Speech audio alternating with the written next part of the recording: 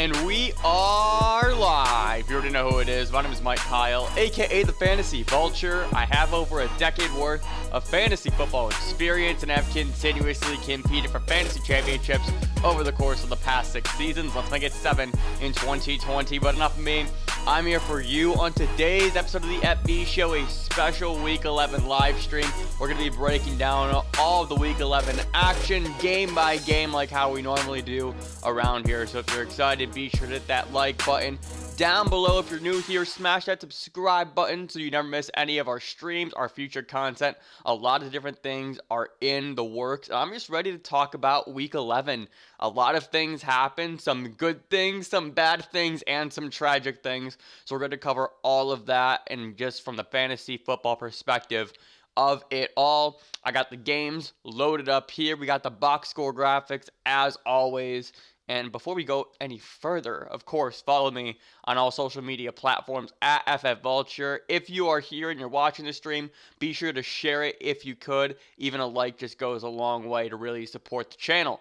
So, without further ado, let's get right into the matchups and the recap, shall we? We are going to start off... There we go. I'm like, why is there music playing? Okay. So our first matchup is going to be the Tennessee Titans taking on the Baltimore Ravens, and the Titans won this game by a final score of 30-24. This game did go into OT where Tennessee prevailed, and Tennessee moves to 7-3 on the year while the Ravens drop to 6-4. Ryan Tannehill was 22 of 31 for 259 passing yards, 2 touchdowns, and an interception. Derrick Henry, it's winter. Winter is coming. Derrick Henry's season is upon us. 28 carries, 133 rushing yards, and 1 touchdown. A.J. Brown found his way into the end zone, catching 4 of 7 passes for 62 yards. And Jonnu Smith got into the end zone as well, catching 4 of 6 passes for 20 yards. A.J. Brown has 7 touchdowns since week 5. That was when he came back from that injury and also back from their bye week as well. So since the bye, A.J. Brown has been on an absolute tear for the Titans. On the other side with the Ravens, Lamar Jackson was 17 of 29 for 186 passing yards, 51 rushing yards, and a touchdown. J.K. Dobbins looked like he was the bell cow back for this game. 15 carries, 2 for 2 through the air, 85 total yards and a touchdown, and Mark Andrews had his resurgent game as well, catching 5 of 7 passes for 96 yards and a touchdown. Is it J.K. Dobbins' time? I mean, that's actually where we're going to have to start. This graphic was made mere minutes before it was reported that J.K. Dobbins and fellow running back Mark Ingram tested positive for COVID-19. And this does suck for a number of reasons. First off, COVID's never great. But then from the fantasy perspective, it looked like that this might be the J.K. Dobbins breakout game where he's going to be the guy moving forward. We may have finally gotten some clarity in this backfield, and all of a sudden, poof, the opportunity for him just disappears. And that's a bummer. That's because J.K. Dobbins is a super talented rookie, hasn't been on the field enough to really show it, but when he has gotten his chances, he's really made the most of them. And now in a week, that is a short week because they play on Thanksgiving, they play on Thursday night, his status is definitely, he's been pretty much ruled out for that game. Same thing with Mark Ingram over there for Baltimore. So it's going to be Gus Edwards' season. We'll talk about that as we move closer to that game and some of the previews. But one of the things that I do want to touch on the Ravens side is Lamar Jackson. We're going to talk about Lamar. We're going to talk about Mark Andrews. I want to start off with Mark Andrews first. I had a gut feeling, and the thing about it is I don't remember if I said it on the preview stream. Mark Andrews, I just knew it. I'm like, this is going to be the game that Mark Andrews reemerges. And I had that thought for one main line of thought. One is that he hasn't done it in a few weeks, so he was due. And then also I was facing him in my home league, and I'm just like, the stars are aligning. The Tennessee Titans defense is not great, and Mark Andrews made the most of it, scoring a deep touchdown and was really involved throughout the game. With Lamar, you just have to keep playing him. He did turn in a pretty nice performance, all things considered. Got you, 16, 17 fantasy points, so it's not going to kill you. It's not going to kill you, but it's also not going to really help you either. I just keep saying it. I keep saying it, and I just keep thinking it every single week. This Ravens offense is broken. It's broken. It's predictable. It's too run heavy. They don't utilize their pass catching weapons enough. Whether it is a Mark Andrews who had a good game or a Hollywood Brown who has been MIA all season long. Lamar is still getting 13 rush attempts every single week, but the numbers still aren't there. If he doesn't get into the end zone, are you really going to be happy with his performance? You have to keep playing him. We got the game versus Pittsburgh this upcoming week, but on the schedule after that, Dallas, Cleveland, Jacksonville, the Giants, and the Bengals. Hopefully Lamar Jackson turns it around because he has a prime opportunity to do so. Talking about the Titans real quick, it's well known that the Ryan Tannehill, Derrick Henry stack is one of my favorite things in fantasy football. I've been pretty much banging this drum every single week throughout the course of the season, and it's really only hurt you twice. And this was a game where it started out in the first half, and I was thinking, I'm like, oh boy, this might be one of those games where it doesn't help you. Going into halftime, Ryan Tannehill had 5.5 points, and Derrick Henry had 3.4. They finished the game with 22 and 19 points respectively, so they really did turn it around in the second half. Obviously, Derrick Henry's long touchdown run in overtime is going to be a thing that sealed the deal for his fantasy day and for the Titans themselves. But even still, Ryan Tannehill just has the ability to where I'm never concerned. No matter how poorly Ryan Tannehill is playing in a first half or in a third quarter, whatever the case is, he's good enough, and this Titans offense has the pieces around him to where, he can just flip the switch. And we've seen this a few times this year to where he really is just playing sluggish to start the game, but then in the second half when they need points, it is touchdown, it is drive down the field, it is move the ball. And there were even 3 drives this game for Tennessee that resulted in field goals where they got down to the 10-yard line and resulted in short field goals and short kicks. So even still, the Titans left many points upon the board. This honestly could have and should have been a blowout. All things considered, but hey, we'll take dubs when we can get them. A.J. Brown, like I said to start the recap, is just a man on a mission this season. Move over DK Metcalf. It is A.J. Brown, wide receiver 1 season, and then Jonnu Smith gets into the end zone as well. Anthony Fisher has been involved more, or Berkshire's been involved more and more in the passing game over the course of the past few weeks. However, I don't think it's going to be anything detrimental to the production of Jonnu Smith, because Jonnu's game pretty much is big plays and or touchdowns, and he's been able to get those pretty consistently throughout the course of the season. Yes, he did have that spell of games through the middle part of the year where he did hurt you a little bit, but we do know from Jonnu Smith, hey, there is always that play for the 35-yard bomb or being the guy in the end zone, in the red zone. We've seen the handoff for Jonnu. I'm not too concerned about Jonnu going forward. I actually thought that this performance from him was actually really encouraging against this great Baltimore defense. Chillwill, great to see you again. Played Myers over Claypool. Needless to say how I did. LOL. Yeah, we're going to talk about that in just a moment. What is my next game up, actually? The next game we're going to be talking about is going to be the Lions and the Panthers. So let's pull that up right now. The Panthers, in what was a shocking turn of events for this game, shut out the Lions by a final score of 20-0. Detroit falls to 4-6. The Panthers improve to 4-7. And the big story from this game, let's talk about, we'll go box score first. Matt Stafford was 18 of 33 for 178 yards. Marvin Jones was 4 of 6 for 51 yards. TJ Hawkinson was 4 of 7 for 68 yards. A note on TJ Hawkinson, who I believe is either tight end 3 or 4 on the year, depending on your format. I want to say he's comfortably at 4. Hawkinson has had a touchdown or 60-plus receiving yards in 8 out of 10 games. He has been fantastic for fantasy purposes, because with the way that the tight end landscape really has developed throughout the course of the year, we are just looking for some sort of stability, and Hawkinson has been providing you that every single week. But as we move on to the Carolina Panthers here, the big story here was P.J. Walker. P.J. Walker, XFL, would have been MVP for the Houston Roughnecks, balled out during their season before it was shut down. And Teddy Bridgewater, before the day started, it looked like Bridgewater has a pretty good chance to play. And all of a sudden, Teddy Bridgewater is now testing his knee in warm-ups. Looks like he could go. To all of a sudden, Teddy Bridgewater's inactive. Then Teddy Bridgewater is the emergency quarterback to Teddy Bridgewater is inactive. So P.J. Walker ends up getting the start for the Carolina Panthers, and he looked pretty good despite throwing 2 interceptions. He was 24 of 34 for 258 yards and a touchdown, so he played okay. Like, he made some really great throws, had a few really great drives that he put together as well. Overall, I was pretty impressed with this play. Mike Davis, in the absence of Christian McCaffrey, more on him in just a little bit, had 19 carries, caught both of his targets for 79 total yards and a touchdown. DJ Moore was 7 for 11, 148 total yards, and Curtis Samuel got into the end zone again, 10 targets, 8 receptions for 70 yards. All 3 of Carolina's wide receivers had 9+ targets in this game. So let's just kind of break things down just a bit further. I was really disappointed, and I'm sure many of you were as well, with the Detroit Lions in this game. If you started Hawk, you were pretty happy, all things considered. But this was a game that Matt Stafford should have carved up. This was a game that Marvin Jones probably should have had a better game as well.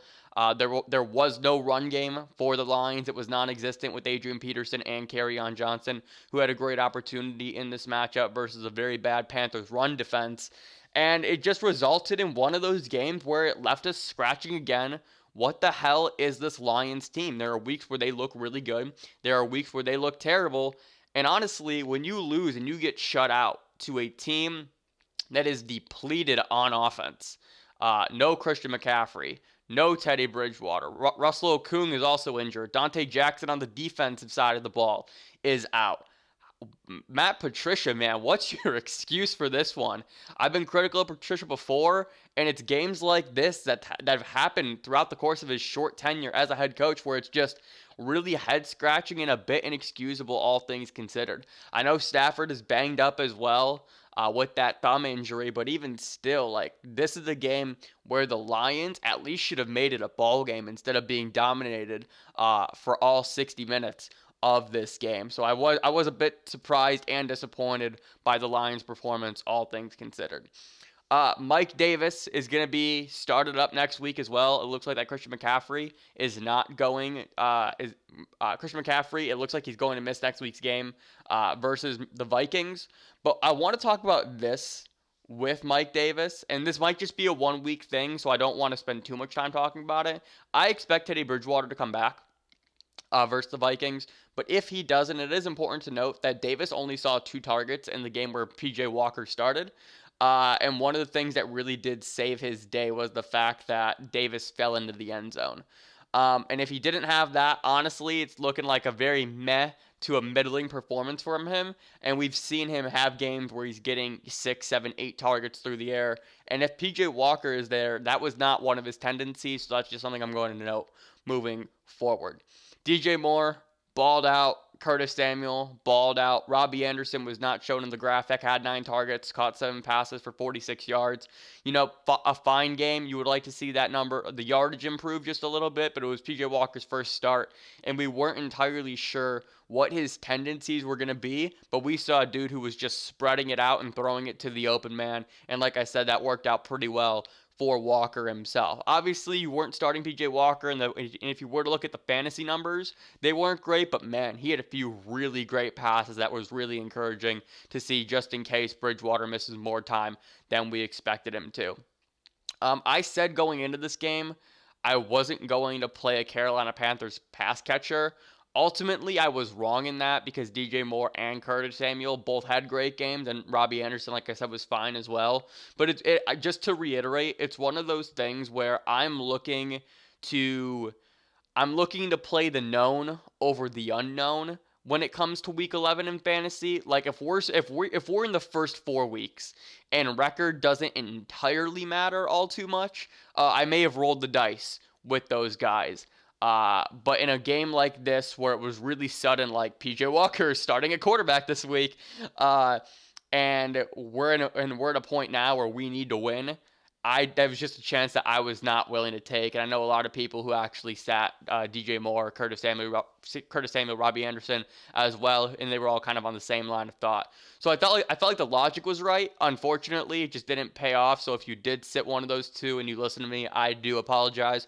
But I feel like the line of thought and to me it just makes a lot of sense, right? Why would you risk a goose, a potential goose, when you need a win in Week 11? Just didn't feel like a smart play for some people to make. But hey, apparently we know nothing because all 3 of those guys put together great performances. Let's go on to our next game here because I don't have much to talk about there. This is gonna be fun. Let's talk about the Eagles and the Browns. Cleveland beats Philadelphia by a final score of 22-17. The Browns improved to 7-3 on the year, and the Eagles fall to 3-6-1. Carson Wentz. Oh boy, we're gonna start a dialogue. Carson Wentz, 21 of 35, 235 passing yards, 2 touchdowns, 2 interceptions. Miles Sanders, 16 carries, caught 3 of 5 targets for 81 total yards, and also had a fumble. Jalen Reagor, 5 targets, 4 receptions for 52 yards, and Dallas Goedert. I told you Goedert was gonna come through for you, so I can brag about that. Goedert, 77 receiving yards, 5 catches, and a touchdown. Travis Fulgham has disappeared over the past 2 weeks. We'll touch on him in just a moment. But he had 7 targets in this game. Unfortunately, it did only result in 1 catch. But I did want to note that Fulgham did have that target share in this contest. Going on to the Browns, Baker, 12 of 22 for 204 yards and a fumble. Nick Chubb, 20 carries, 114 yards on the ground. And Kareem Hunt, 13 carries, 21 yards, and a touchdown. Baker has not thrown a passing touchdown over the course of the past 3 weeks. So there are multiple things that I want to talk about here. for this game. The first thing that I want to touch on is I want to talk about Travis Fulgham. And Fulgham, over the course of the past 2 weeks, has disappeared. Last week, 1.3 points. This week, 1.3 points. Last week, 5 targets. This week, 7 targets. Each game only had 1 catch for 8 yards.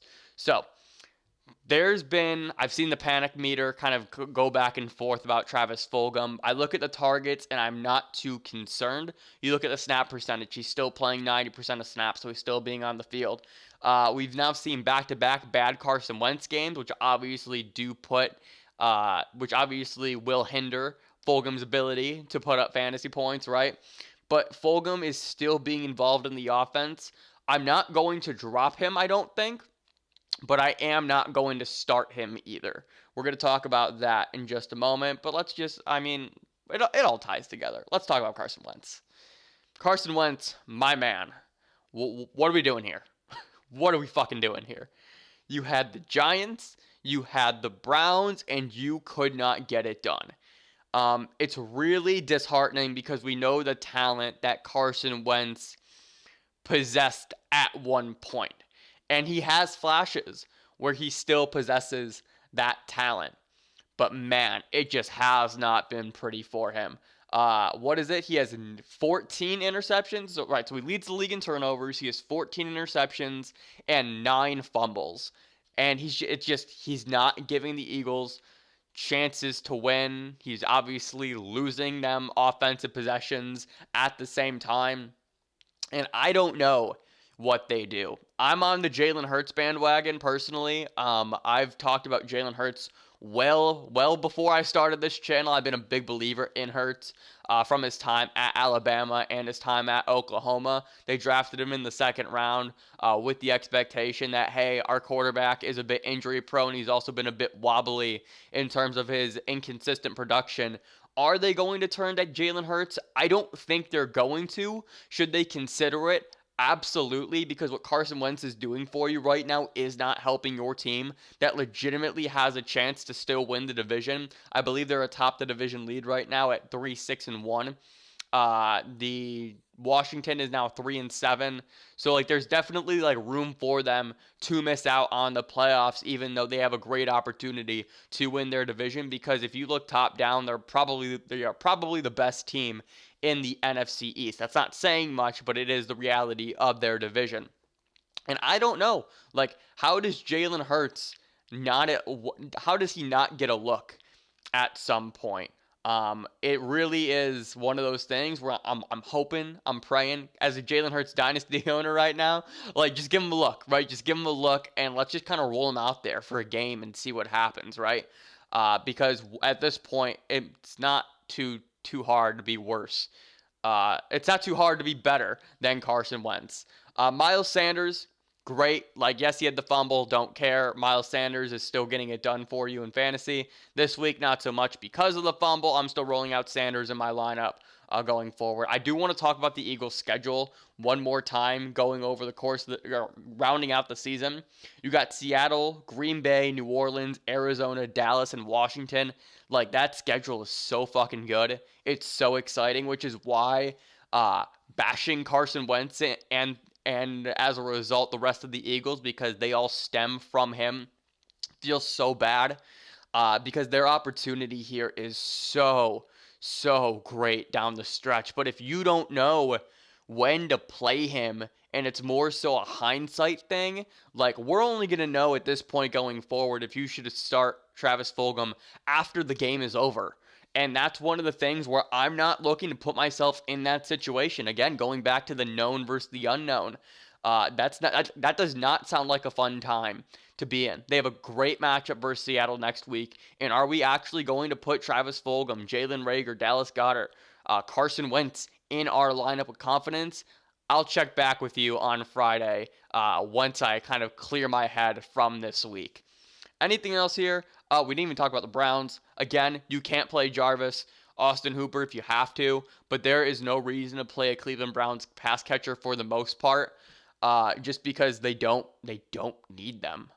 Their game plan with Kevin Stefanski coming over from the Minnesota Vikings is, hey, We have two of the best running backs in the NFL. We're going to run both of them 20 times a game, and nobody's going to stop us, right? So that's what we've seen pretty much throughout the course of the past 2 weeks, and pretty much all season long, if you really want to break it down. Obviously, Chubb missing a handful of games with that knee injury doesn't help, but we've seen just whenever Chubb is on the field, he's getting the ball 20 times a game. Kareem Hunt's going to get the ball 15 to 20 times a game, and that just results in their philosophy is literally, if you can't stop us on the ground, you will not stop us at all. You look at their upcoming schedule, it is great for the running backs. Jacksonville, Tennessee, Baltimore, obviously that's a tough matchup, but then the Giants, the Jets, and then Pittsburgh. So in their final 6 weeks of the season, they have 4 great matchups, and Chubb and Hunt are going to run over they're going to run over all of their opponents, essentially. The Browns are 7-3, and I live in Cleveland, and I'm not a Browns fan, so I can say this. They have 7 wins versus bad teams. Their only really good win was the win versus the Colts. They got blown out by the Raiders, or they got blown out by the Steelers and the Ravens, and then they also lost to the Raiders as well. So if you look at their losses, they've lost to 3 playoff teams essentially, have 1 good win, and everybody else has been trash. If you look at the rest of their schedule, it kind of leads to the exact same thing. So they'll likely make the playoffs, but what they do after that, probably first round exit, if I had to guess. Yes, no Landry for Week 12. As of now, there's obviously the opportunity because it is Jacksonville. And maybe you flex him at the worst, right? Or I guess, yeah, at the worst you might flex him. But with the way from what we've seen from Jacksonville, there's nothing that gives me confidence that Jacksonville is going to beat the Browns, especially with the way that defense has been, and I don't trust Jake Luton at all. So why would you play Jarvis Landry if Jarvis Landry might legitimately see 4 targets that game and that's it? Like in this game alone, like Jarvis Landry's back-to-back weeks. 5 targets, 2 targets, 29 yards, 23 yards. There's no reason to play him whatsoever because this Browns team does not use Baker Mayfield. Like they just don't. Like that. It's so funny. If you look at Baker Mayfield's numbers this season, this week with the 204 passing yards is the 4th time this year he has eclipsed 200 passing yards. He is literally putting up Lamar Jackson passing numbers, which makes him irrelevant for fantasy. And the only reason why we played Lamar over Baker is because Lamar has rushing upside. And that literally is the equation. Pass attempts, 20, 22, 25, 18, 23, 23. Like they just take the ball out of Baker's hands because honestly, that's kind of what you have to do. Baker is a guy who plays best when he's controlled. I call it controlled chaos, right? Because Baker's a guy that makes plays, right? He kind of likes to create his own magic, but you have to limit when he can and can't do that, and that's their formula to win. So we're gonna run. Baker, here's a pass. Like that's all you get. Like do what you can with it. But besides that, we're gonna put this ball on the ground because nobody else can stop us when we have Kareem Hunt and Nick Chubb as a 1-2 punch. So let's move on to the next game. Hugo, respectfully, I'm not answering any week 12 start sit questions right now. I haven't even looked at the matchups or anything like that to give an informed opinion. So let's move on to the next matchup, and that is going to be the Houston Texans and the New England Patriots. What a bummer for New England. This is a great opportunity for them to improve to 500. And they just dropped the ball here. Houston beats New England by a final score of 27-20. Houston improves to 3-7. Let's talk about this box score real quick. Cam Newton, 26 of 40 for 365 passing yards and a touchdown. Damian Harris, 11 carries, 43 yards and a score. James White was involved in this game for a change. 5 carries, 6 receptions, 9 targets, 83 total yards. And also, my man Bird, who's right now, I can't even think of what his first name is because he's been that irrelevant for fantasy. Yes, Demir Bird, 6 receptions, 7 targets, 132 receiving yards, and a touchdown. This was not a Jacoby Myers week, unfortunately. I know, Will, you mentioned that in the chat. RIP you for starting Myers. Look, dude, that's the thing, right?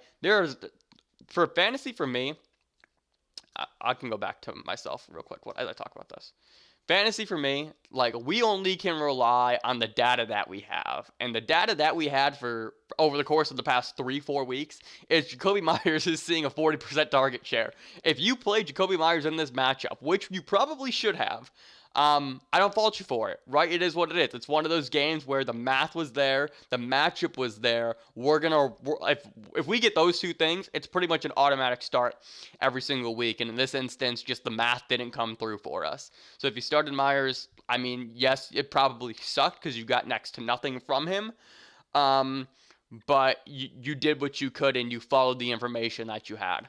On the other side, with the Texans, Deshaun Watson has gone fucking nuclear, man. 28 of 37 for 344 passing yards, 36 rushing yards, and 3 touchdowns. Will Fuller was productive in this game.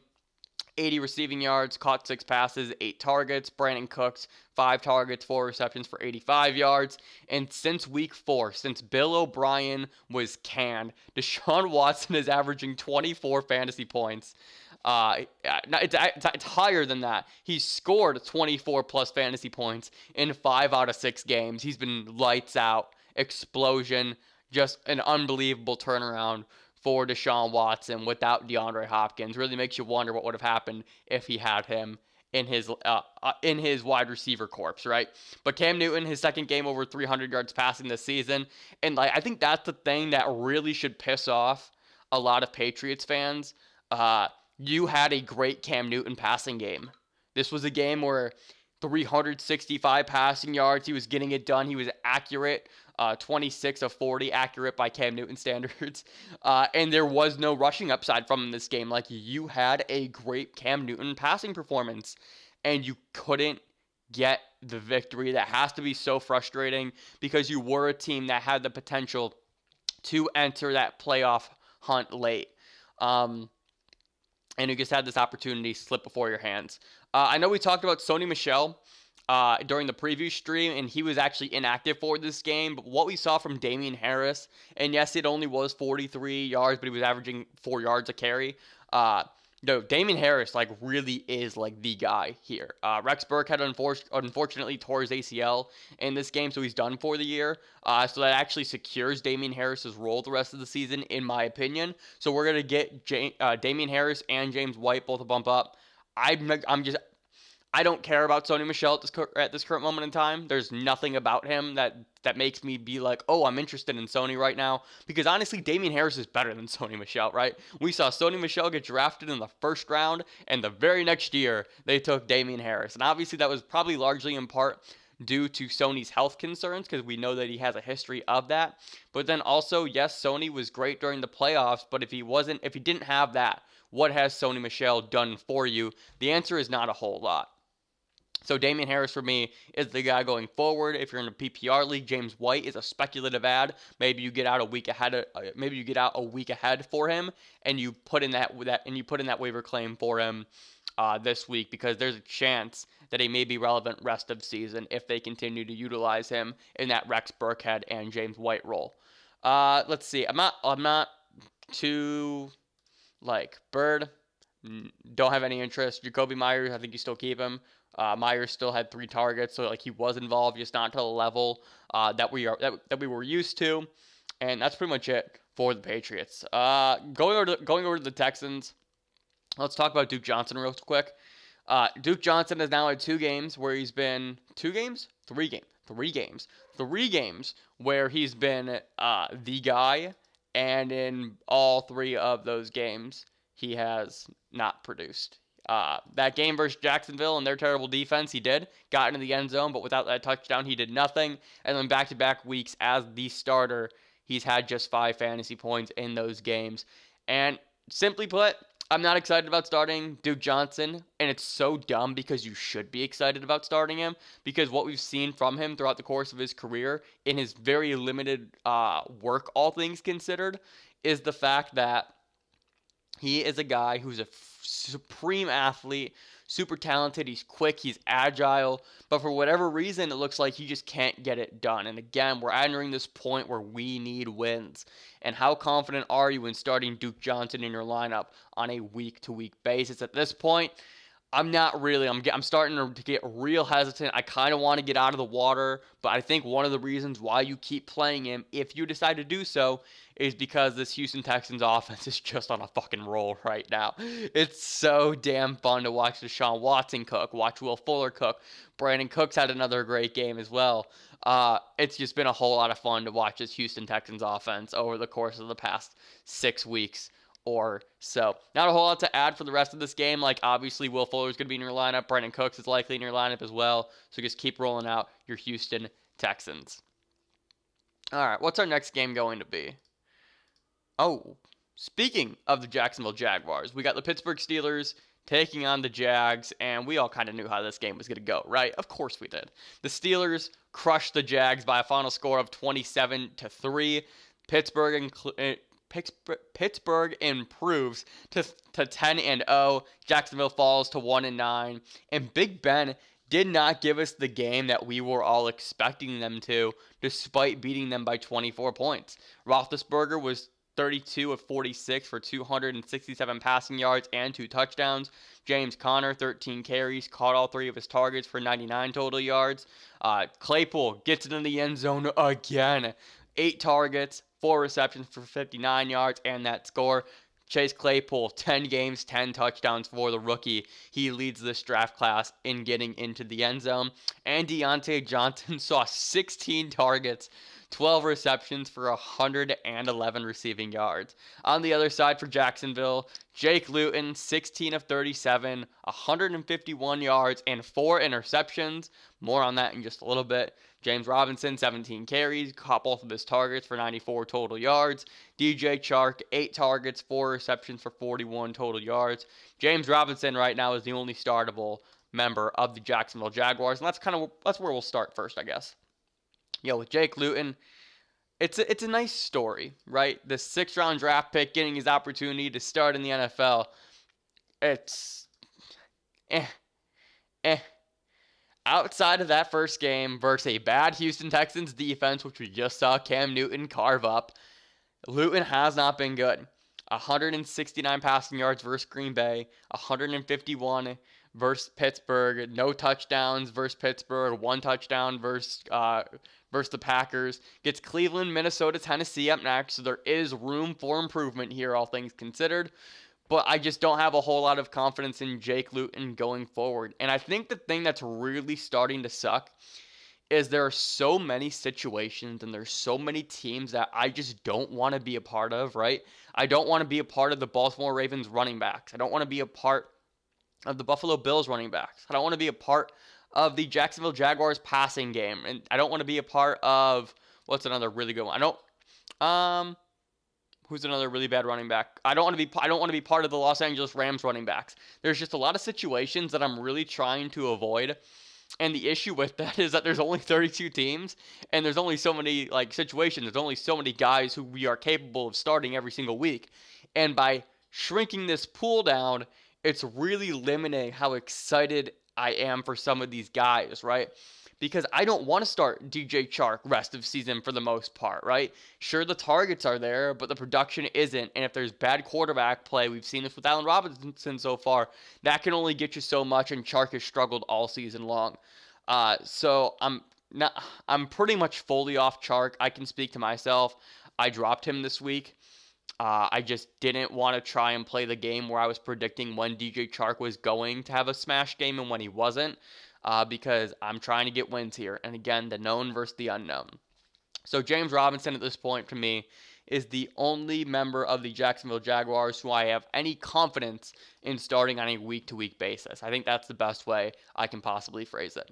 Going over to the Steelers, James Conner got into double-digit fantasy points, which was one of the things I was saying, he had a great matchup going into this week for that.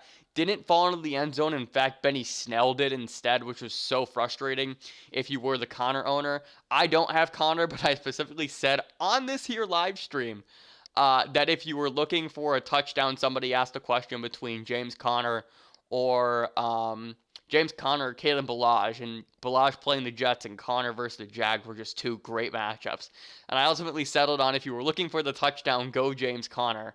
And of course, Benny Snell is the one who gets in. So that was really frustrating for me and the advice that I gave. Ben Roethlisberger not dropping 20-plus fantasy points on this Jags defense is mildly disappointing. All things considered, I thought Big Ben was easily locked in for a top 5 performance, and he just didn't. Deontay Johnson looked great. Chase Claypool is a fucking superstar. And Juju had a down game as well. That's another bummer because, again, this was the matchup where we said start everybody. And everybody pretty much came through besides Juju. Like, obviously, Big Ben's game wasn't terrible. 17 points, not going to kill you. But it's one of those things where having Juju being the odd man left out, again, it seems like, after the resurgence that we've seen over the course of the past few weeks, definitely was a bit frustrating. Eric Ebron also got into the end zone as well. I guess I probably should have mentioned that, but Jacksonville's been abysmal to the tight end position every single week, so Ebron getting in the end zone wasn't too much of a surprise. All right, let's keep going here. What's our next game going to be? Oh, boy. Oh, baby, I was waiting for this one. We're going to talk about the Atlanta Falcons taking on the New Orleans Saints in what we're calling the Taysom Hill game, TM.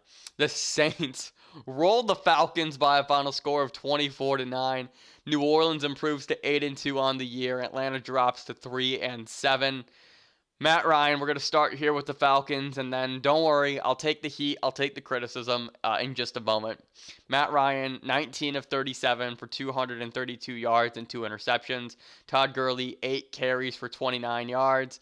Calvin Ridley, 5 receptions, 9 targets, 90 yards. Julio Jones, 2 targets, 2 receptions, 39 yards. He was in and out of the game during the majority of it, battling a hamstring injury, and it looks like his status for this week is going to be up in the air. On the other side, with the New Orleans Saints, can I just get a drum roll here? Taysom fucking Hill. If you were like me and started Taysom Hill on your tight end position, on your tight end slot on ESPN Fantasy, we are just smiling ear to ear on a Monday morning like today. Taysom Hill, 18 of 23, 233 passing yards, 51 rushing yards, 2 rushing touchdowns, also had a fumble that likely would have turned into a 3rd rushing touchdown, had a 50-yard passing touchdown called back because of penalty. Taysom Hill, you fucking superstar, I love you. This was so much fun to watch. I usually have Red Zone. What I usually have is I'll have Red Zone on one monitor, and I'll flip back and forth between other games on the second. But yo, I just had my TV glued to this Saints game during its entirety. I could not take my eyes away from it. Alvin Kamara, 13 carries, 45 yards, and a touchdown. Michael Thomas, yo, listen, I need to owe somebody an apology here.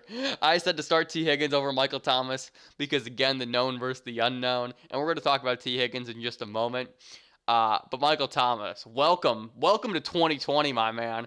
12 targets, 9 receptions, 104 yards. He looked great, and Taysom Hill was gunning him down. Emmanuel Sanders, 4 receptions, 5 targets for 66 yards. And the reason why I have Sanders listed there is because Taysom was targeting Sanders pretty consistently.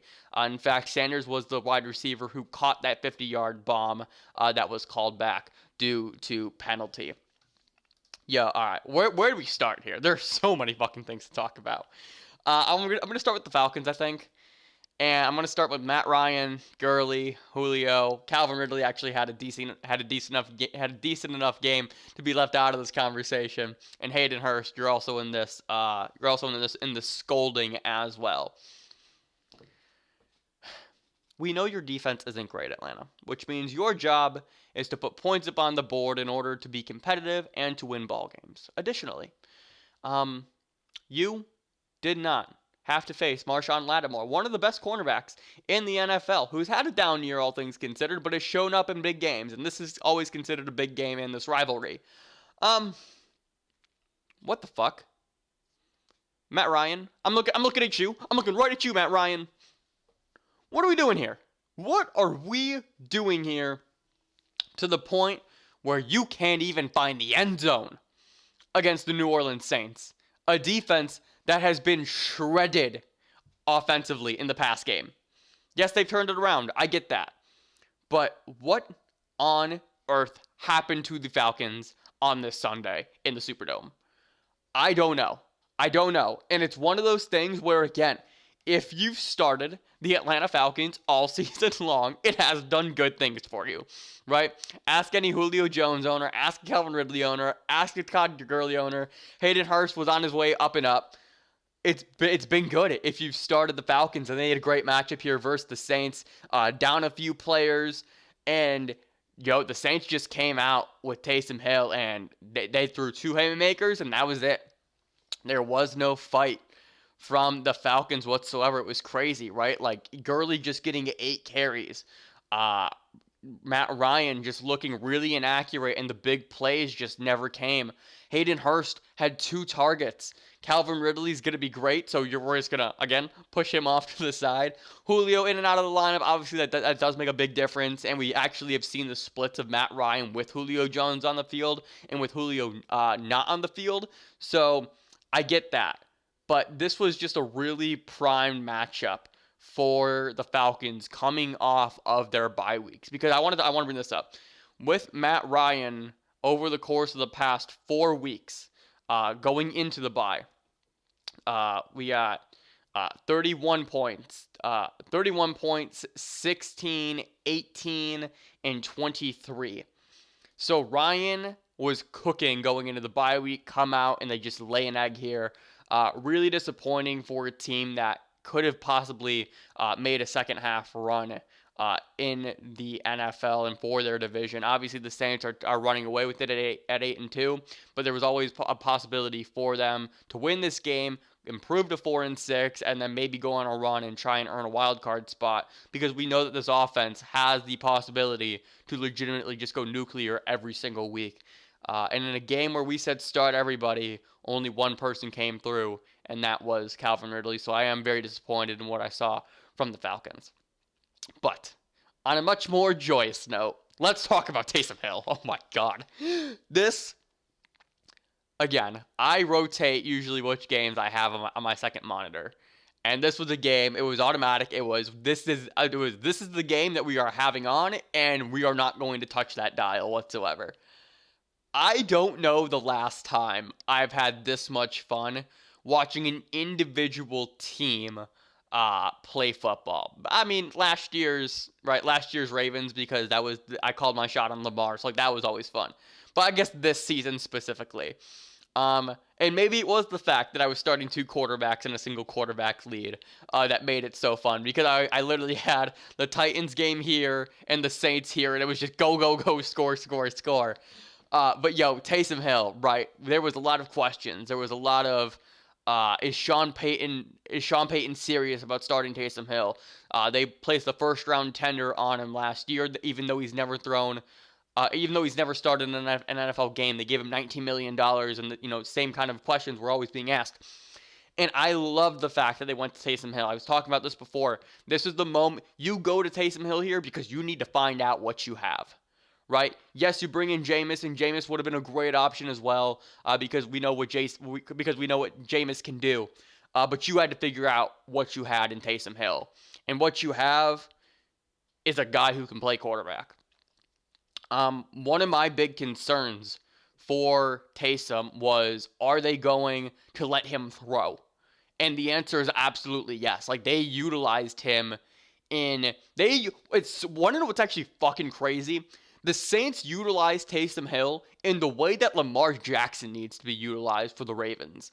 And yes, there's always been that weird parallel between the two that people try and make up, the whole narrative of, I think it was some member of the Saints that actually said, Taysom Hill is as good as Lamar Jackson. Obviously, like, that's not the reality of the situation, and there are factors that go into the play here. But Taysom was used magnificently. It was actually really damning and jaw-dropping to watch. He looked confident. Like, there were a few plays where he looked a little rattled, like a few dump-offs to Kamara that were just like, meh, like, just get it out of my hands. But once he eased in, I mean, it was deep shots. It was stuff over the middle of the field. It was step up in the pocket and make a play. Obviously, his rushing ability as well. He's just a really good, superior athlete, right? And holy shit, like, I am not going to be able to play Taysom Hill at my tight end position next week. I'm considering playing Taysom Hill over Ryan Tannehill at my quarterback position next week. Like that is where we're at here. Because if Taysom Hill is going to get 10 carries, 50 rushing yards, and we have the possibility of him falling into the end zone, didn't throw a passing touchdown this game, but again, he had one called back. He had another chunk play called back. So the willingness to throw downfield and to be used in that, in the pass game to score that way, it's there. And I just could, it was one of the best single game performances I think I've ever seen. I'll go out on a limb and say it. I'm super excited for Taysom going forward. He's got Denver and Atlanta. That Denver matchup is a little bit tougher, but he gets Atlanta again. And we all know how bad Atlanta's defense is, and we just saw what he just did to them in this game.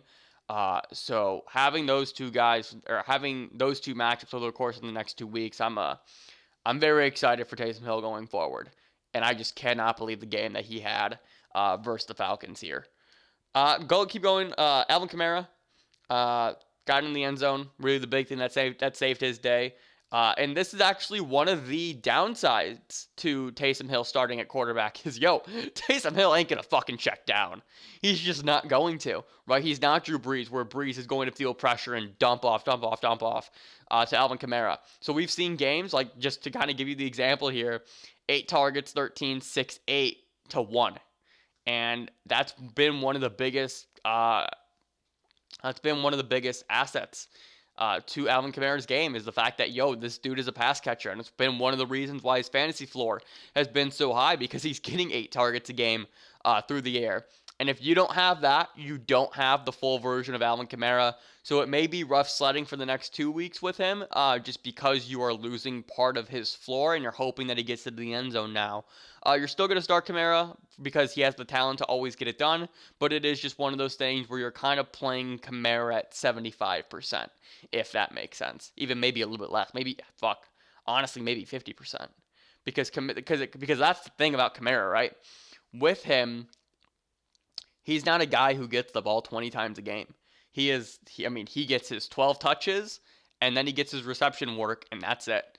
So you are relying on him to get into the end zone and rip off a big run on one of his 12 carries. So that's actually definitely going to impact the way that we view Kamara going forward. You're likely still starting him. I'm not going to be totally backed off. But if you have a stable running back core, I think you can actually make the argument to sit Kamara going forward, especially against the Denver Broncos run defense. And then again with the Falcons, you're probably going to play him in that matchup. Michael Thomas, again, welcome back to 2020. MT, 12 targets, 9 receptions, 104 yards. Finally breaks double-digit scoring for the first time this season. It looks like that Taysom Hill likes to utilize and throw to Michael Thomas, if you ask me. Thomas was being used all over the field. It wasn't just the classic short routes that we've come accustomed to. It was intermediate throws and stuff over the middle of the field. So Michael Thomas, he's back. Fire him up. Emmanuel Sanders, again, I thought he's been this guy that I've really just been talking about as I think a guy that you can probably start every single week. At least more so as a flex option, right? I won't go as far as wide receiver 2, but likely more so as a flex. Just because he plays on this offense that's going to move the ball, always had the potential 4 touchdowns, and then just honestly, Emmanuel Sanders is great. You look at the slow start that he had, but since then, over the course of the past 1, 2, 3, 4, 5, 6, over the course of the past 6 games, 4 of them have been in double digits. Obviously, that the big 53-yard pass was called back, and that's going to limit what he did, but even still, he gave you 8.6 fantasy points in half-point formats in this game. Not great, right, but that's also not going to really kill you either. Anything else here? I think that's it, honestly. So let's keep going here. We got another game, of course, on the docket, and that is going to be, oh boy, I'm sad. Let's talk about the Cincinnati Bengals and the Washington football team. Can we just get the news out of the way, right? Like, do we have to do this? I really don't want to cover this game. Washington defeats Cincinnati by the final score of 20-9. They improved to 3-7 on the year. Cincy falls to 2-7-1. And the big story here is Joe Burrow, who tore his ACL in the second quarter.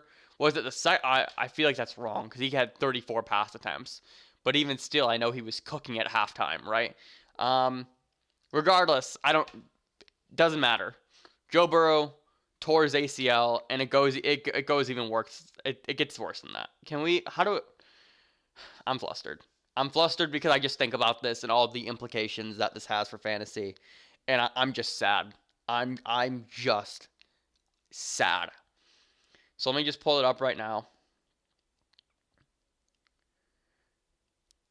And this is from ESPN's Adam Schefter. MRI revealed more damage than anticipated. Joe Burrow tore his ACL, MCL, and suffered other structural issues in his knee. Just Jesus fucking Christ. As if 2020 couldn't get any worse, right? So Burrow's out. Before he went out, 22 of 34 for 203 yards, 1 touchdown, and a fumble. Gio Bernard without Joe Mixon, 9 carries, caught 4 or 5 targets for 55 yards. Tyler Boyd, 9 receptions, 11 targets, 85 yards. AJ Green got into the end zone, 9 targets, 4 receptions for 41 yards. On the other side with Washington, Alex Smith, 25 attempts, 17 completions, 166 passing yards, an interception, and a touchdown. Antonio Gibson played 51% of the snaps, led the team in snaps. Finally, 16 carries, 94 rushing yards, and a touchdown. He also leads all rookie running backs in touchdown scoring with 8. And Terry McLaurin is great, 7 targets, 5 receptions for 84 yards. Okay, let's get into this a little bit, shall we? Joe Burrow. First off, the hit. Oh, my God. A lot's been made about the Bengals' offensive line this year, and it's better than what it was last year, but it's still pretty bad. And unfortunately, this is what you can get with a bad offensive line and a rookie quarterback. With any quarterback, but with the rookie specifically, is you're always going to put him in danger if he's back there, and that's not a reality that a lot of teams like to face.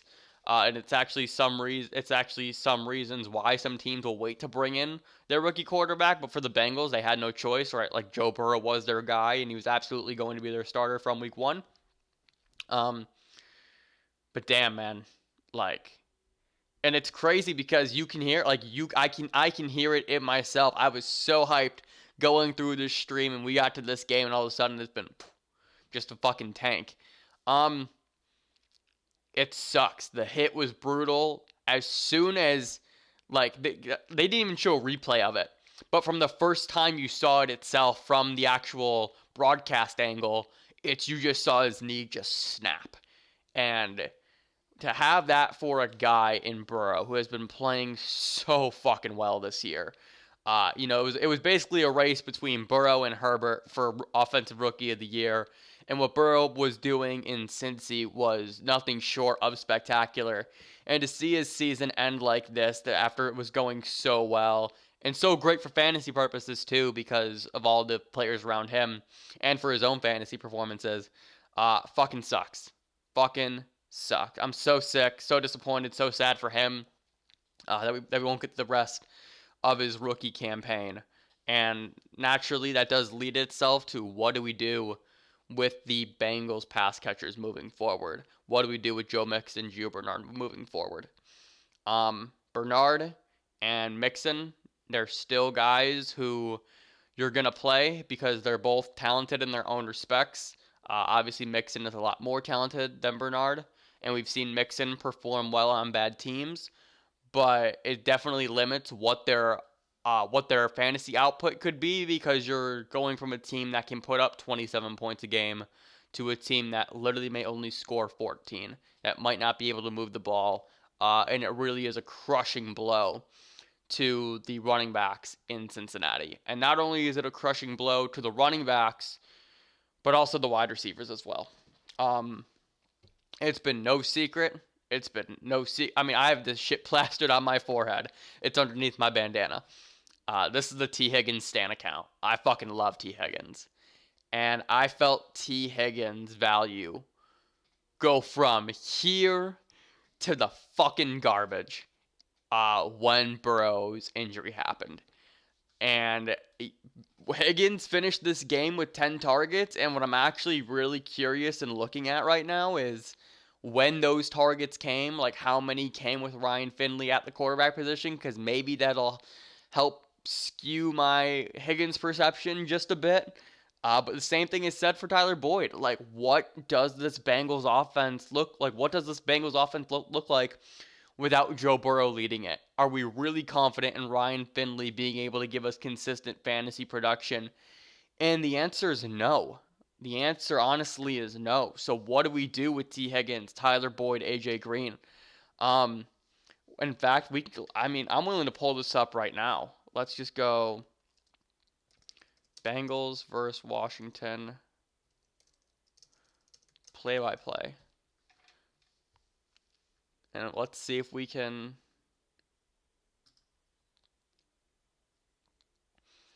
I want to see if I can get a play-by-play here.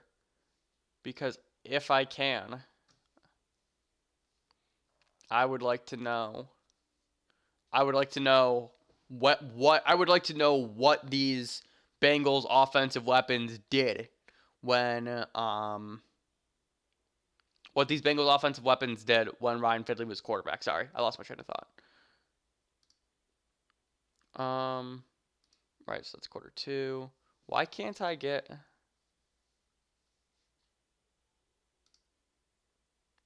Okay, so this looks like it's first half stuff. Alright, so this was Joe Burrow. This was Joe Burrow.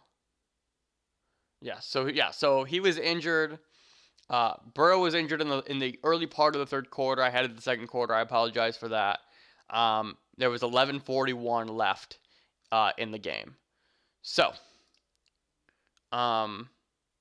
with Ryan Finley here, we had, let's see. No. So Ryan Finley had one target to AJ Green, 5-yard pass. Ryan Finley was then sacked the next play, and then they punted. Ryan Finley again, a drive that led to a punt. Ryan Finley, incomplete pass to T. Higgins. Ryan Finley sacked. Ryan Finley scramble. Ryan Finley incomplete pass to Drew Sample. Ryan Finley, incomplete pass to Tyler Boyd. So that's 3 targets, one for each of the pass catchers.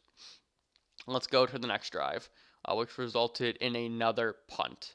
Gio Bernard run. Ryan Finley pass to Drew Sample. Ryan Finley sacked, and then a punt. Okay. And then we got this next one where they turned it over on downs. Ryan Finley passed to Tyler Boyd, 14-yard completion. Incomplete pass to T. Higgins. Incomplete pass to AJ Green, so that's 2-2-2. Ryan Finley sacked. Ryan Finley, incomplete pass to T. Higgins. So that's 3 targets for Higgins, 2 for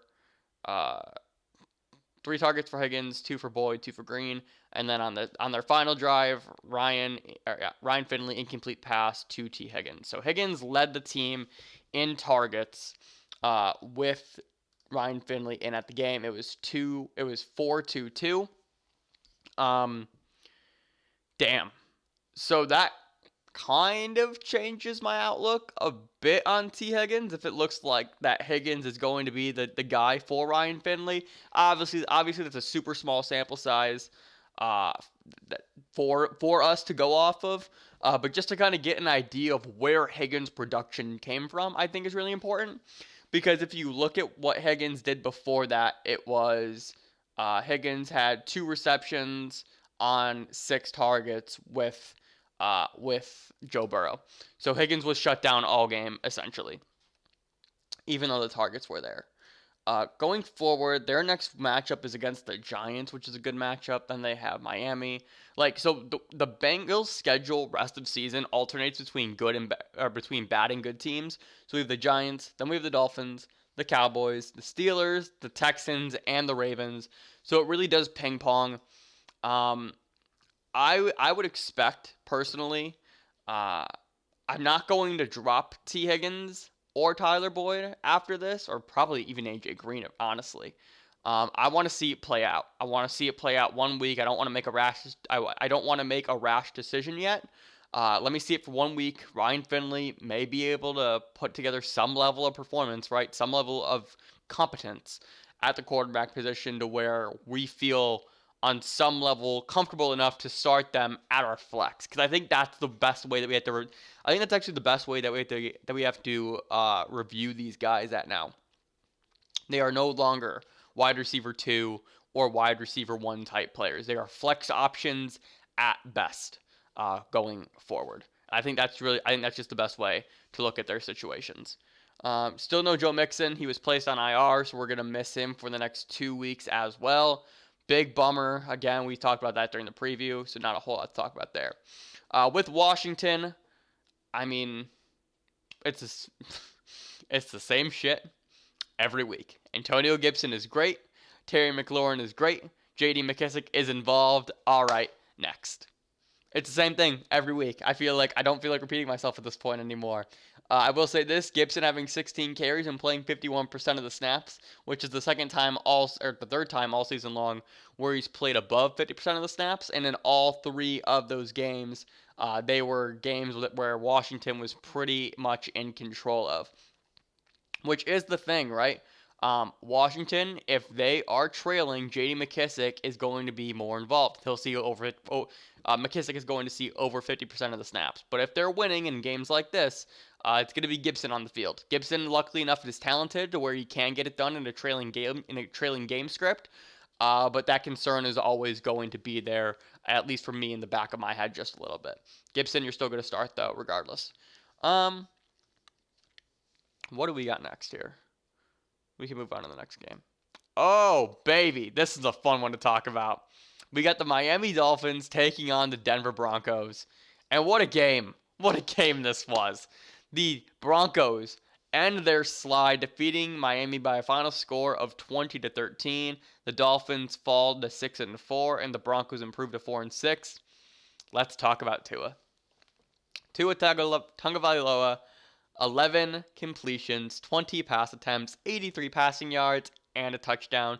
He was benched in the second half of this game. Salvon Ahmed, 12 carries, 6 targets, 5 receptions for 74 total yards. Devontae Parker, 61 receiving yards and a touchdown, caught 6 of 9 targets. And Mike Gesicki put together a fine enough game. 5 targets, 4 receptions for 43 yards. On the other side with Denver, Drew Lock, 18 of 30, 270 passing yards, and an interception.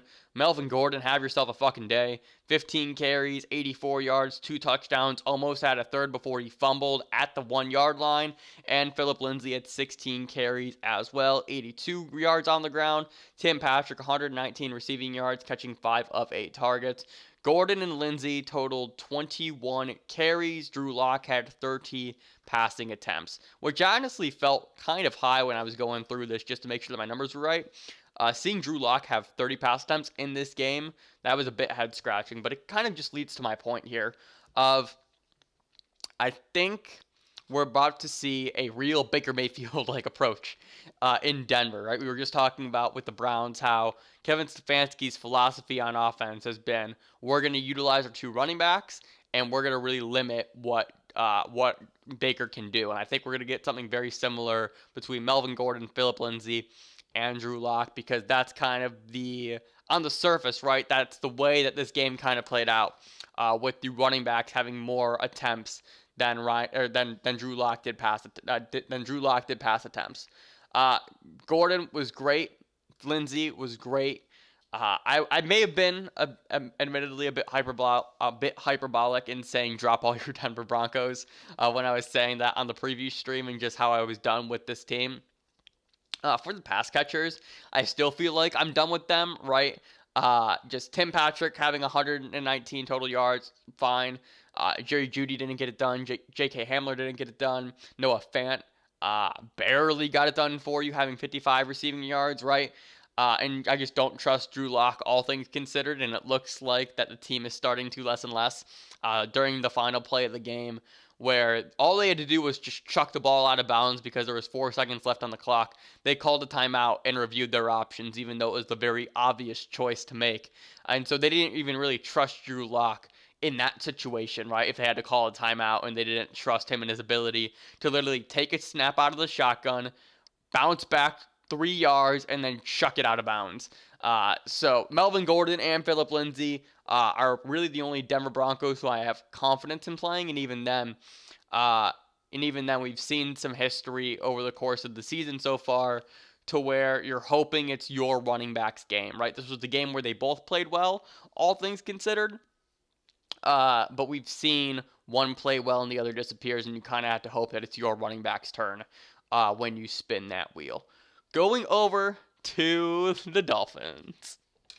Listen, Miles, I don't know if you're watching this. I hope you are. If you don't know, during the preview stream, I got into quite the heated debate with Miles from chat, and I took the Tom Brady side for this week. He took the Tua side, and I told him straight up. I said, "Yo, if Tua plays better than Tom Brady this week, I will send you a $10 gift card to whatever restaurant you want." It was. I'm starting to think that Miles might have been trolling me when he was pushing so hard for Tua. But the thing about it was he sent me screenshots of his lineup this week, and he started Tua. At least last time I was made aware, he started Tua. I didn't get that line of thought whatsoever. In what world were you going to legitimately start Tua over Tom Brady when you look at the pass catching options available for each quarterback? And then let alone the matchups, right? Like, yes, Brady's a tough matchup versus the Rams tonight, but Tua had a tough matchup versus the Broncos on the road in Denver. Mile High is obviously one of the tougher places to play with limited passing options. It didn't make sense to me at the time, and low-key to see Tua play the way that he did made me so happy because it was just a stupid debate, all things considered. Ahmed played well, was in and out of this game due to injury, still saw the receiving work, 12 carries, he's been great in Myles Gaskin's absence. I believe Gaskin comes back this week, right? Let me pull that up just to make sure. Right, because we didn't see Gaskin versus Arizona. We didn't see Gaskin versus the Chargers. We didn't see him versus Denver. So Myles Gaskin's going to be back this week. Their upcoming schedule is going to be the Jets, the Bengals, the Chiefs, the Patriots, the Raiders, and the Bills. And those are pretty good matchups versus running backs going forward. So I look forward to having Myles Gaskin back in your lineup. Salvin Ahmed, I salute you for your service during these times. Devontae Parker was great. 9 targets, 6 receptions, 61 yards, and a score. I'd like to know when his production came. I should probably go back and take a look at that before I speak out of turn. But I will say this: over the course of the past 3 weeks with Tua in, Parker has seen 7+ targets in all 3 games. And that gives me a lot of confidence actually moving forward because it looks like he is the guy that Tua is targeting, which is nice because we have seen times where quarterbacks come in and they don't target the number one wide receiver. They may target a guy who they practice a lot with, right? Maybe it's a second stringer.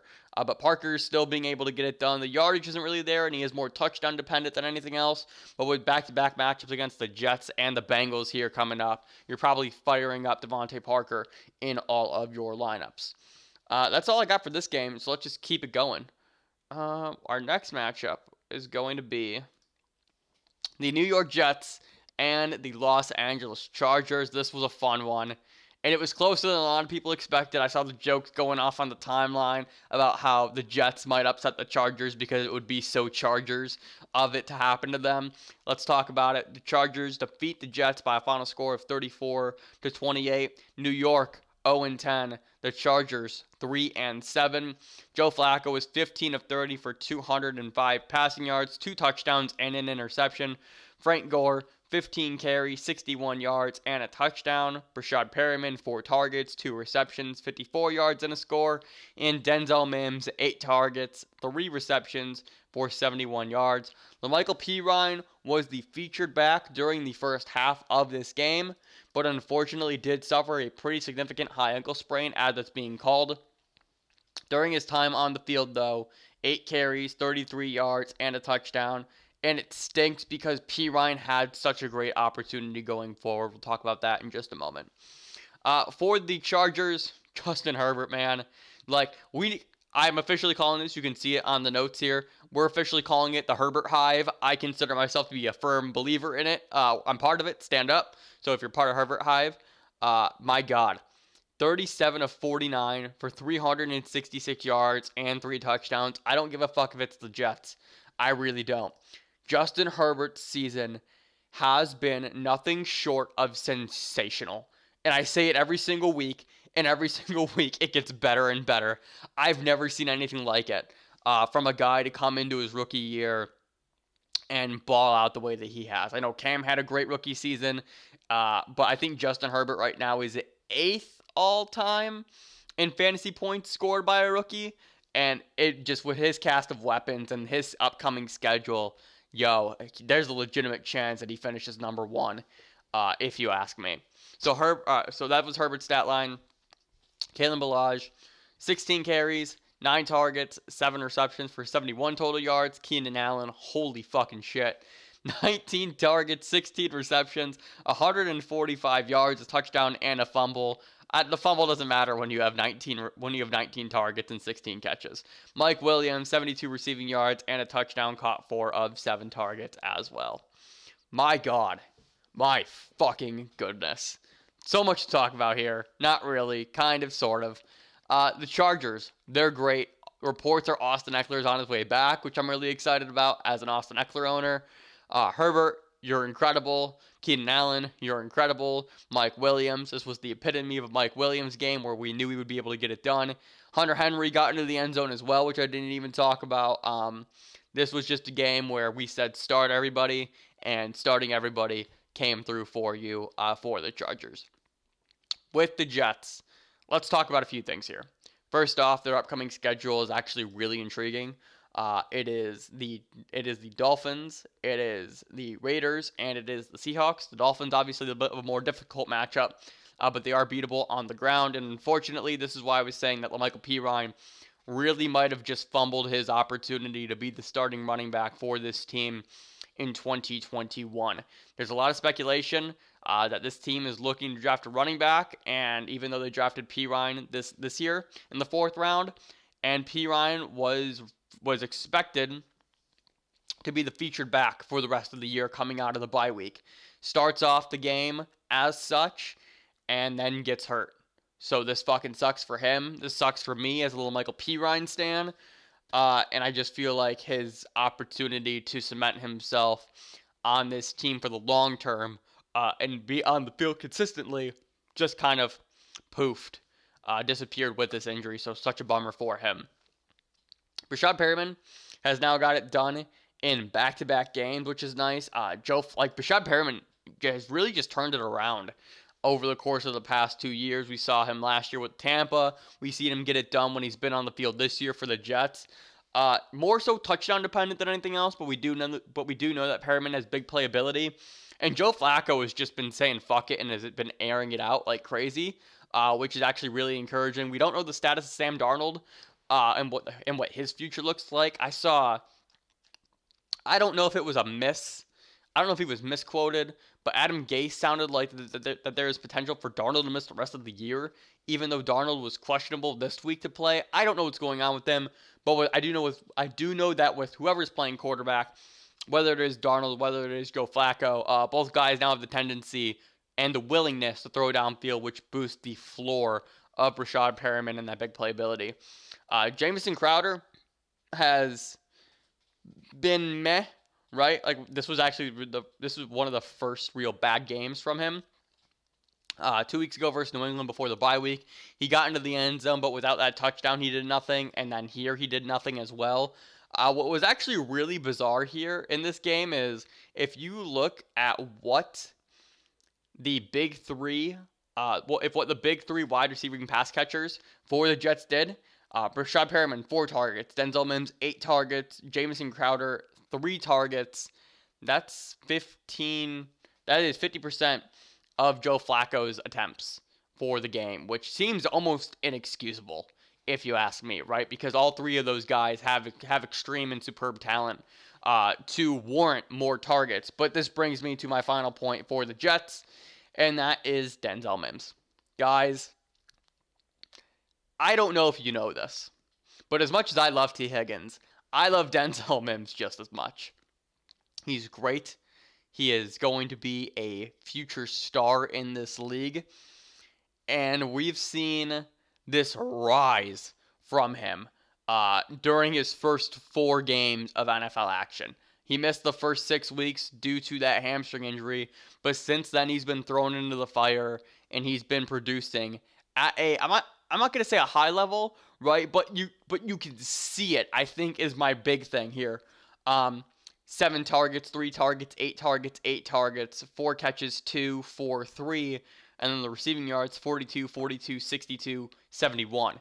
So the target share is still there. He's pretty much led the team in targets in every game that he's played. He's led the team in receiving yards in almost every game that he's played. And he really is just being the featured point in this offense. And with the upcoming schedule that he has with the Raiders, with the Seahawks versus the Browns, Denzel Mims really does have an opportunity to have this second half surge. And he's a guy that I don't think a whole lot of people are talking about. And while the numbers don't say you can start him, if you have room to stash, I think this could be a player that you need to stash because the breakout is coming. And it may happen by the end of the year, and I don't want to miss that boat. So I know in my league, specifically my home league where I don't have him, I know I can let him sit on the waiver wire because I don't think anybody would pick him up. So I'm going to kind of keep him there, have my eye on him, very, very close eye, because the way that my roster currently is I don't have the room to add him. So I'm just going to keep that speculative eye and keep watching the box score and keep seeing the production. And if I need to make that late season move to go pick him up, I'm absolutely going to do so because Denzel Mims is the number 1 wide receiver for the Jets right now, and it's not even close. Anything else here? Nope, not a whole lot. That's it for this game. Let's keep going. We got 3 more games to cover, and we got 3 fun ones to cover. So let's talk about the Packers and the Colts. The Colts defeat the Packers in overtime by a final score of 34-31. Both teams are now 7-3 on the season. Aaron Rodgers, 27 of 38, 311 yards, 3 touchdowns, 2 turnovers. Aaron Jones, 10 carries, 4 receptions, 71 total yards, and a touchdown. Davante Adams, 7 receptions, 8 targets, 106 yards, and a score. Robert Tonyan, 5 receptions, 5 targets, 44 yards, and a score. Moving over to the Colts, Phillip Rivers, have yourself a game, man. 24 completions, 36 pass attempts, 288 passing yards, 3 touchdowns, and an interception. Jonathan Taylor, finally, welcome to the resurgence. 22 carries, 4 receptions, 114 total yards. Michael Pittman, 3 targets, 3 receptions, 66 yards, and a score. Trey Burton, 5 targets, 2 receptions, 25 yards, and a touchdown. And all of that was really ironic because pregame there was a report that came out that Nyheim Hines was expected to see the majority of the work, and he did not. So, a few things that I want to talk about here. First thing that we can talk about is the Green Bay Packers. Aaron Rodgers is great. Davante Adams is the best wide receiver in the NFL, and you cannot change my mind. He is a combination of a supreme route runner, gets open all the time. He is always open. It does not matter how many people are on him. Gets the yardage, gets the touchdowns. He is the most complete wide receiver in the league, and for that reason, he is my number 1 wide receiver. Davante Adams is great.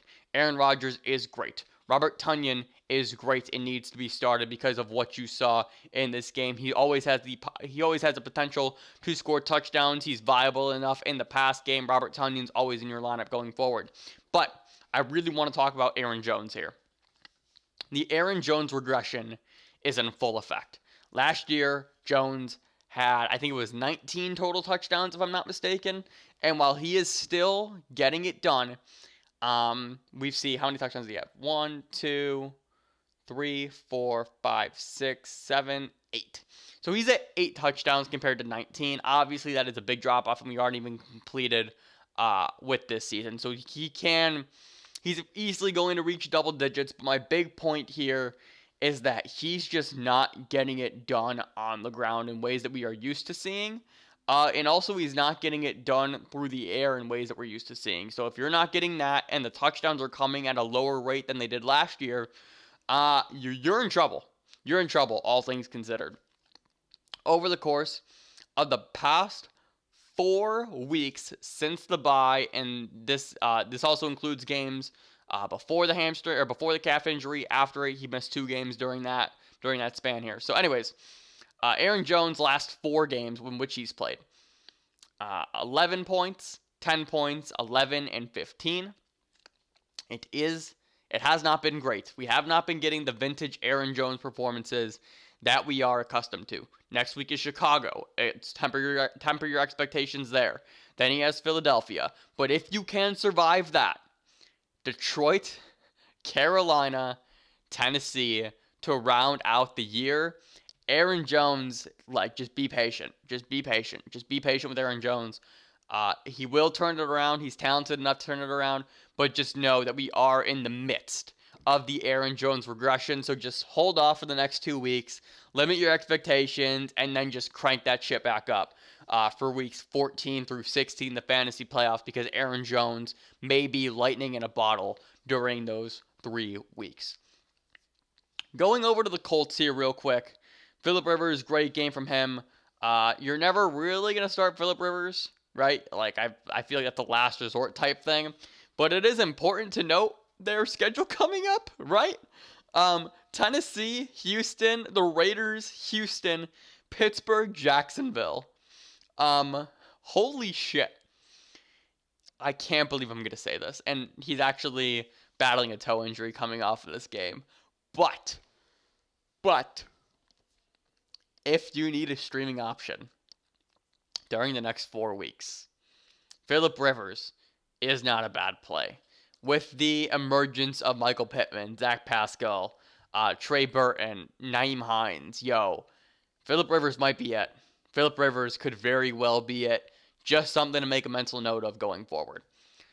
So like I said with these running backs, Nyheim Hines, there was a report that came out before the game that Nyheim Hines was going to have the majority of the work in this game. And oh boy, was that a lie. Because Jonathan Taylor had 16 more carries, than Nyheim Hines. Jordan Wilkins had 4 carries in this game. This was the Jonathan Taylor show. He looked pretty good. 22 carries, 90 rushing yards. Also had some work through the air, 24 receiving yards in that aspect. I can't buy into it yet. Can't do it. I won't do it. The reality of this situation is that this is still a 3-headed monster. And I don't know why this was, I don't know why this was the Jonathan Taylor game, but it was. It's something I'm going to keep an eye on going forward. I just don't know, again, that I can play the unknown versus the known during the next 2 weeks at a minimum as I'm trying to make my push to secure my spot in the fantasy playoffs. One of the things to note is that week 13, let's say in a vacuum, if we decide that we're going to sit Jonathan Taylor this week versus the Titans, and then we'll see how things play out. If we miss this game versus the Titans and it turns out like Jonathan Taylor is the guy, well, guess what? Jonathan Taylor is the guy versus Houston. He's the guy versus the Raiders, and he's the guy versus the Texans again. So those are 3 great matchups where we'll take not playing Jonathan Taylor versus the Titans in order to play Jonathan Taylor versus the Texans, Raiders, and Texans again. So that's all I have to say about that situation. Michael Pittman, 100% needs to be added in all leagues. Got into the end zone this week. 66 receiving yards. Just the targets are there. The snaps are there. And with that schedule coming up, Michael Pittman, holy fucking shit. Might go nuclear the rest of the way. Trey Burton is a guy you need to keep your eye on. He's been a guy who's been more and more involved at points in the year. Just kind of keeping a watchful eye on him with the emergence of the tight end position and that schedule. I mean, just the Colts. I don't think I ever fully realized just how bad the Colts' schedule is from now until week 16. Holy shit. If your trade deadline hasn't happened yet, you might want to try and trade for Jonathan Taylor. You might want to try and make an offer for Michael Pittman Jr. It's really, really intriguing, I think, going forward. Woo! I apologize for the yawns. All right, we got 2 more games here to cover real quick. And let's talk about this one. This was a doozy. We have the Dallas Cowboys taking on the Minnesota Vikings in what was probably the upset of the weekend, all things considered, right? The Cowboys defeat the Vikings by a final score of 31-28. Minnesota 4-6, Dallas 3-7. Andy Dalton, his first game back from the concussion and from COVID, 22 of 32 for 203 yards, 3 TDs, and an interception. Ezekiel Elliott, his first 100-yard game on the season, 103 rushing yards, 21 carries, and a touchdown. CeeDee Lamb got into the end zone, 6 targets, 4 receptions for 34 yards. Amari Cooper, 6 receptions, 7 targets, 81 yards. And then moving over to the Vikings, we have Kirk Cousins, who had 22 completions on 30 pass attempts, 314 yards, 3 touchdowns, and a fumble. So ironically enough, between Dalton and Cousins, they had very, very similar stat lines outside of the fact that Cousins threw for 100 more yards. Dalvin Cook, 27 carries, 5 receptions, 160 total yards, and a touchdown. The train that keeps on moving. Adam Thielen, you fucking machine. His fourth multi-TD game this season, 11 targets, 8 receptions, 123 yards, and 2 touchdowns. And Justin Jefferson got into the end zone as well. 5 targets, 3 receptions for 86 yards. Wow. First off, we have to start with the bad news, and that was Adam Thielen was placed on the COVID list. They play Thursday, so he's pretty much going to miss that game, unfortunately. But that just means that Justin Jefferson is going to see an increase in production. But Adam Thielen missing next week's game. Actually, they don't play Thursday, I don't think. Hang on.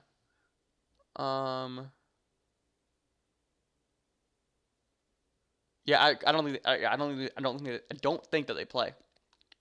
Because that would be, because Carolina rarely plays on Thanksgiving, if at all. So there is a chance that Adam Thielen could be cleared for Sunday's game.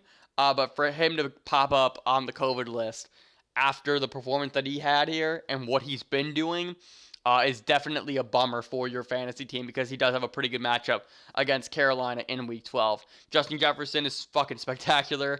It was one of those things where I tweeted during the middle of the game, I can't get Justin Jefferson right. I never, like, when I start him, he does bad.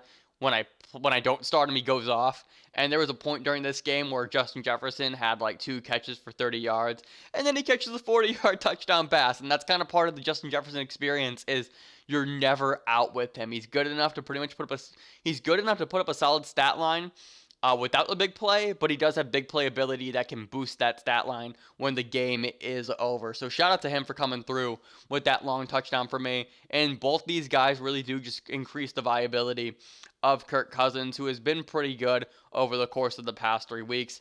Dalvin Cook is incredible. Do I need to say more, right? He has the dud game versus Chicago, which we all expected him to do.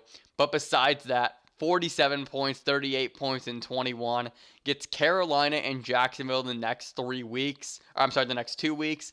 And luckily enough, that is going to be enough to propel you into the fantasy playoffs before he then plays the Bucks, the Bears, and the Saints. So if you make it there, great, because he's going to go off for you. But those 3 games afterwards, I'm not concerned because Dalvin Cook is a monster, but probably just limit your expectations, because your odds of getting those 25-plus performances from him during that span are unlikely. Going over to the Cowboys here, Zeke, welcome to 2020. We got Zeke Elliott and Michael Thomas back this week, which was so dope to see. Unfortunately, the schedule upcoming for Zeke is not great. Washington, tough game. Baltimore, nightmare of a game. San Fran, meh. Cincy, pretty good matchup, probably all things considered. And then Philly. So Zeke, you're going to keep riding him because the talent is there, but just understand that we're probably going to get the roller coaster of Zeke Elliott and his performances. Just That's just a tough schedule, man, going through the fantasy playoffs. Amari Cooper, I CeeDee Lamb caught the touchdown, but Amari Cooper is still the Dallas Cowboys wide receiver that I'm going to start every single week just because he's going to be the guy who gets the targets. Lamb can make things happen for sure. He actually had one less target than Amari Cooper. So maybe Lamb becomes just strictly a flex play for you. I don't anticipate ever starting CeeDee Lamb as my wide receiver too. And for that reason, Amari Cooper is the Dallas Cowboy that I'm willing to roll the dice out every single week. You still look at that schedule, though. It's not pretty. Washington, that's a really good pass defense. We saw what they just did to Cincinnati. Baltimore, Cincinnati, San Fran, Philly, the Giants. It's going to be rough sledding for the Cowboys moving forward, and they're probably going to be in contention for a top 5 pick. And that might be the best route for them to take, all things considered. I saw the chat pop up. Mike, talk about how I beat you again against all odds. If by that you mean I tanked and I put up 55 fantasy points this week, as opposed to your what'd you put up, 138 on me? Yeah, 135. But it's fine. It was intentional. You can enjoy your free win. You didn't need it, but it's gonna inflate your record and it's gonna make you feel nice and good, Kinsey. So congratulations on your free dub. All right, we got one more game I think to cover here, and that is the Kansas City Chiefs and the Las Vegas Raiders. Whoops, that's the wrong button. There we go. And the Las Vegas Raiders. The Chiefs win in a late game thriller by a final score of 35-31. KC improves to 4-1. The Raiders are 6-4. Patrick Mahomes. Is there anything else we can say about this man? 34-45, 348 yards, 2 touchdowns, and an interception. That late throw to Kelce was a bullet, and I have so many questions about the Raiders, about how you leave Travis Kelce wide open in the end zone with the game on the line and nobody within 5 yards of him. Kelce had 10 targets, 8 receptions for 127 yards and a touchdown. Tyreek Hill's a man on a mission, 102 yards, a touchdown, 11 receptions. Clyde Edwards-Helaire, 14 carries, 69 yards, two touchdowns. Yo, we got a vintage Kansas City Chiefs performance here. And it is one of those things where if you can't keep up offensively, you are never going to beat this team because they can beat you at 4 different positions with ease. Tyreek Hill the last 4 games, wreak havoc the last 3 games, 23, 28, and 21 points. He's been a man on a mission. With the Raiders, Derek Carr, 23 of 31 for 275 passing yards, 3 touchdowns, and an interception. Josh Jacobs, 17 carries, 55 yards, and a score. Nelson Aguilar, 9 targets, 6 catches, 88 yards, and a touchdown.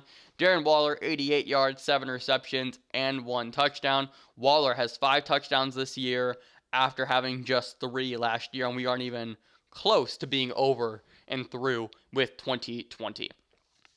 Let me pull up the box score here just so I have it in front of me. All right. Few things to talk about. 1, the Kansas City Chiefs are good. I know, that's such a hot take. I need to back away after saying such a thing. But my God, I truly do not know the world where I'm ever sitting a Kansas City Chief. Yes, there is the Demarcus Robinsons, the Mecole Hardman, the Byron Pringles of the world, the Le'Veon Bell, right? But of the core, these guys are just so fucking good.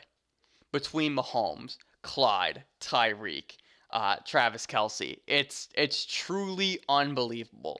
In fact, I can tell you right now, I've had conversations surrounding Clyde Edwards-Helaire and ways that I can acquire him in every single league. I just believe in the talent, and I believe in the offense enough to the point where I need him. I need him more than I need air because the touchdowns are coming, right? There was this long gap to where Clyde just was not getting in the end zone. And in one game, he has doubled his touchdowns on the year. His rushing touchdowns, should I say. And that was just something that we knew was coming. Clyde is too good of a player. This offense is too good not to have a guy in the backfield just scoring touchdowns. And finally, it looks like that those are coming. For the Raiders, Derek Carr had a great game, and just seeing his improvement throughout the year has been really impressive. Josh Jacobs is great. Darren Waller is great. Let's talk about the wide receivers for a little bit here. Nelson Agholor finally had a game with over 3 targets. And he's 88 yards, gets in the end zone, right? But even still, like, Agholor's still a guy for me who you're banking on the touchdown to be productive. And if he doesn't have that, what are you going to get? He's not a guy that I'm really looking at starting at this current moment in time. In fact, I would probably label him as a bench stash. Just being able to hold him on my bench. If he breaks out, perfect. And if not, you can cut him. What's their schedule like going forward? Yeah, they have a tough schedule here. They have Atlanta, then the Jets, so that's 2+ matchups, and then Indianapolis, the Chargers, the Dolphins, and the Broncos. Yeah. If you're not starting Agholor during the course of the next 2 weeks, I don't know when you can start him confidently. Just kind of the way I see it. Did I talk about my Henry Ruggs rant? What day did I stream? I streamed Saturday, right? I streamed Saturday. When did my Ruggs rant drop?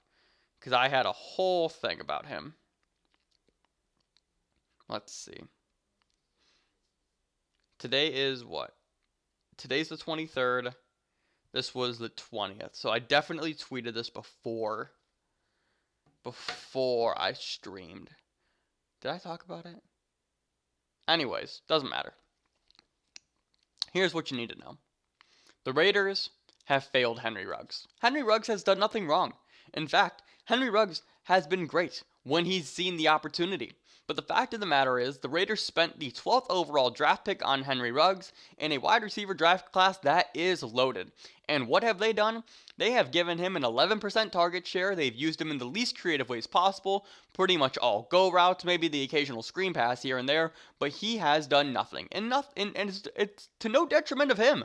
Because again, Henry Ruggs has been great, but this offense has failed him, and I am sick, and you can drop Henry Ruggs. It's unfortunate. It's a terrible situation to be in. As somebody who traded Justin Jefferson for Henry Ruggs in Dynasty on draft night, you can probably imagine how I feel at this current moment of time. Hint, not great. I'm sad. I'm tilting. I need to pour one out for Ruggs for the rest of the year. It helps my tanking team, that's for sure. But I'm definitely bummed out about the way that the Raiders have used Henry Ruggs. So not to end it on a downer, but that is kind of where we're going to wrap up this stream. If you stayed, no matter how long you stayed here, thank you so much for checking out the live stream. We are going to do this twice a week. I believe the way that I'm going to do it, in the way that makes sense in my head, Fridays are going to be preview streams. Sunday nights are going to be recap streams. And then that gives me Saturday and Monday to just kind of play around with some social media content and things of that nature. We got a ton of new stuff in the works here as well. That's going to start dropping, I think, Friday. Me making this content change during the week of Thanksgiving, where we have games on Thursday, definitely threw me off just a little bit, so we might have to scrap that for now. We'll see what happens. Regardless, hit that subscribe button so you don't miss content from me. You can follow me on all social media platforms at FFVulture, just right up here. Just do it. Trust me, it's going to be worth it. Anything else? Hit that like button if you enjoyed. Hopefully you got that win. Actually, if you got that win this week, hit that like button down below. If you took that L this week, hit that like button down below. We got the Rams and the Buccaneers kicking off in just about 40 minutes. So if you need a Monday Night Miracle, best of luck to you. I'm praying for you. I know I need Cooper Kupp and Ryan Suckup to combine for 12 points at a minimum. I would love to see them combine for 23, but I'll take 12 points from them. That would definitely help my tanking team. But I'm going to get out of here. Thank you so much for watching. Remember, people come and go, but fantasy championships are forever, and I will see you in the next video.